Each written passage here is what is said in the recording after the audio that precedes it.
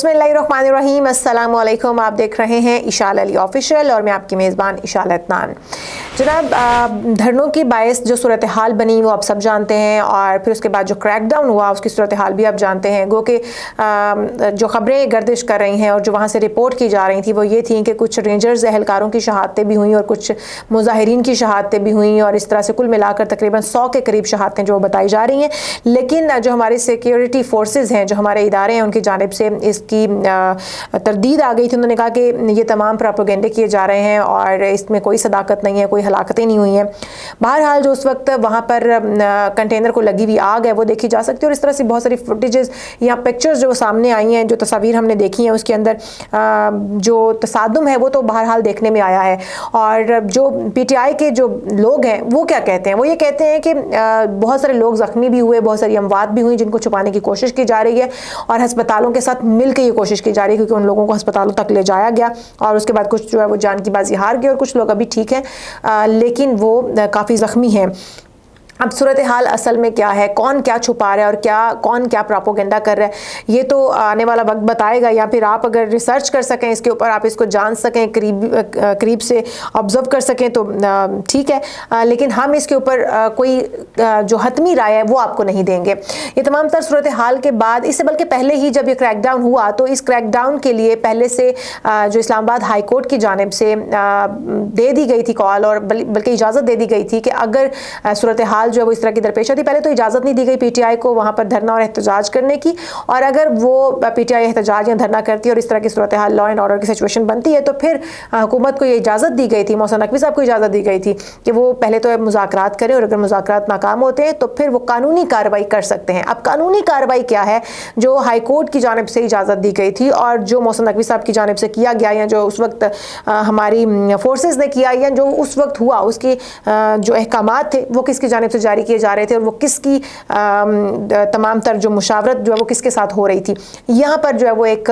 बड़ा ही सवालिया निशान उठता है। अगर हम देखें अली अमीन गंडापुर और बुशरा बीबी के ऊपर, तो जो सुप्रीम कोर्ट बार एसोसिएशन के जो वकला हैं उन्होंने इसके ऊपर,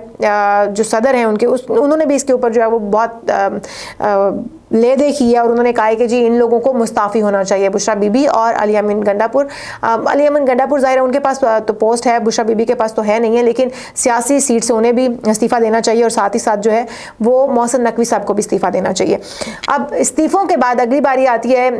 तमाम जो बाकी जो इस वक्त पार्टी मेंबरान हैं जिनके हाथ में बागदौड़ है इस वक्त PTI की और क़यादत जो कर रहे हैं, उनमें इमरान खान साहब हैं, अलीमा खान हैं, बुशरा बीबी हैं, अली अमीन गंडापुर हैं, उमर अयूब हैं, हमाद अजहर हैं, असद कैसर हैं, फिर आरिफ अलवी साहब भी हैं। इन समेत तमाम जो तहरीक इंसाफ के लोग हैं, रहनुमा हैं, उनके खिलाफ पिंडी थाना के अंदर सादिकाबाद में एक मुकदमा दर्ज कर दिया गया है, जिसमें इक़दाम कत्ल भी शामिल की गई है, कार्य सरकार में मुदाखलत भी है, मज़ाहमत भी है, और ताज़ीरात पाकिस्तान की 14 दफ़ात जो है वो बताई जा रही हैं कि इसमें शामिल की गई हैं। अब इस तमाम तर सूरत हाल में गलत कौन है, सही कौन है, इसका फैसला तो हम नहीं कर सकते, लेकिन जो ये वो हक़ाइक़ हैं जो हम आपको बता रहे हैं, जो इस वक्त ग्राउंड रियलिटी है। चीफ जस्टिस आमिर फ़ारूक ने इस्लामाबाद में एहतजाज से मना किया था। मोहसिन नकवी साहब ये कहते हैं कि उन्हें तहरीक इंसाफ से मुज़ाकरात करने के लिए कहा गया था, और साथ साथ ये भी कहा गया था, जो मैंने पहले जिसका जिक्र किया, कि अगर कोई ऐसी सूरत हाल बनती है, लॉ एंड ऑर्डर की सिचुएशन बनती है, तो फिर वो कानून के मुताबिक कार्रवाई कर सकते हैं। तो जो मोहसिन नकवी साहब जस्टिफाई कर रहे हैं कि जो कुछ हुआ वो कानून के मुताबिक है, और उसका इख्तियार उन्हें इस्लामाबाद हाई कोर्ट ने दे दिया था।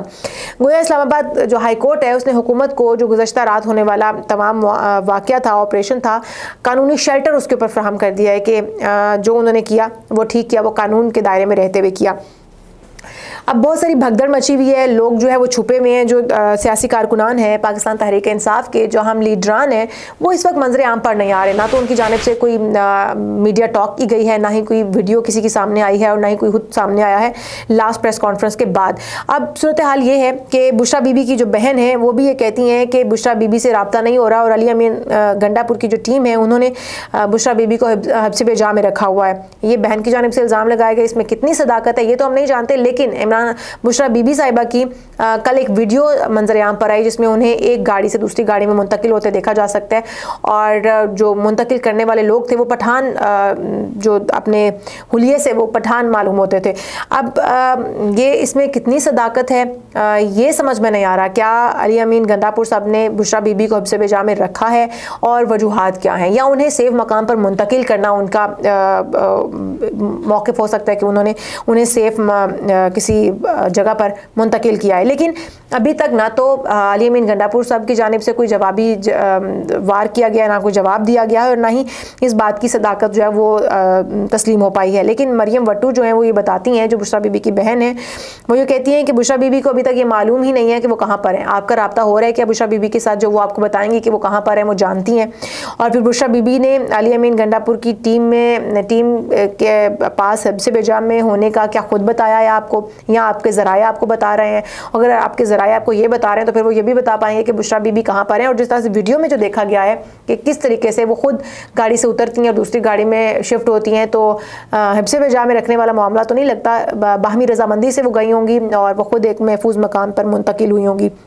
یہ وہ تمام تر صورتحال ہے جو دھرنوں کے بعد پیش آئی ہے۔ اور ابھی بھی یہ کہا جا رہا ہے، علی امین گنداپور صاحب نے جب کانفرنس کی تھی تو انہوں نے یہ کہا تھا کہ ابھی احتجاج جاری ہے، احتجاج ختم نہیں ہوا، یہ تحریک ہے اور یہ چلتی رہے گی، یہ یوں ہی جاری رہے گی اپنے مطالبات منوانے تک، اور بشریٰ بی بی بھی اس پر قائم ہے۔ اور جو پاکستان تحریک انصاف کا اس وقت موقف ہے، جو جماعت کا موقف ہے، وہ یہ کہتے ہیں، ان کے اندر ایک پھوٹ سی نظر آ رہی ہے، تمام لوگ اس وقت منتشر نظر آ رہے ہیں، ایک پیج پر نظر نہیں آ رہے، اور ان کی جانب سے یہ کہا جا رہا ہے کہ بشریٰ بی بی اگر لیڈ نہ کرتی تو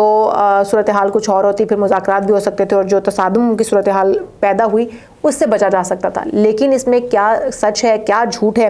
اس کا بھی ہم کچھ کہہ نہیں سکتے، کیونکہ بشریٰ بی بی صاحبہ کو اگر لیڈ کرنے کی اجازت عمران خان صاحب نے دی تھی تو پھر وہ اپنے طریقے سے اور عمران خان صاحب کی کال کو لے کر چل رہی تھی، انہی کے بتائے ہوئے راستے پر وہ چل رہی تھیں۔ اور پہلے ہم نے دیکھا تھا عمران خان صاحب یہ کہتے تھے کہ بشریٰ بی بی صاحبہ کو اس گفتگو کا حصہ نہ بنایا جائے، انہیں بیچ میں نہ گھسیٹا جائے، وہ ایک سیاسی خاتون نہیں ہے، وہ ایک گھریلو خاتون ہے، اور اب گھریلو خاتون اچانک سے سیاسی لیڈر بن گئی ہیں، اور پوری ایک اتنی بڑی جماعت جس کا عمران خان صاحب دعویٰ کرتے ہیں کہ پی ٹی آئی پاکستان کی سب سے بڑی اکثریت رکھنے والی جماعت ہے، جس کے ساتھ جو ہے وہ اس وقت تقریباً 80% لوگ جو ہے وہ پاکستان تحریک انصاف کے ساتھ ہیں۔ ہو سکتا ہے یہ بات سچ بھی ہو، لیکن کیا